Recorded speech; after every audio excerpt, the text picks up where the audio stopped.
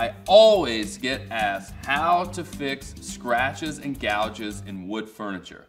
I have two scenarios on the arms of this chair. One, scratches that have gone through the surface finish. That means that they're actually damaging the wood underneath. And then on this side, I have scratches that haven't gone that deep, and it's a much easier repair. To fix this surface scratch, all I have to do is give it a light sand, like this.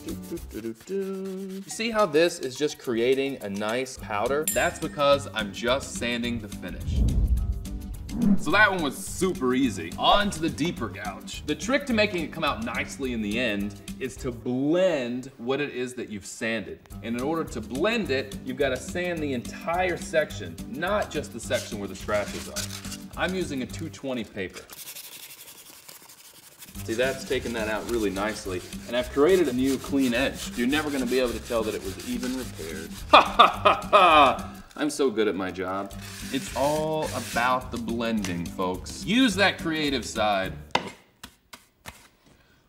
As a last step, the wipe with polyurethane to fill the pores and restore the luster.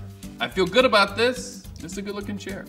It looks like it did when I bought it, before my friends sat in it and scratched it up with their nasty elbows.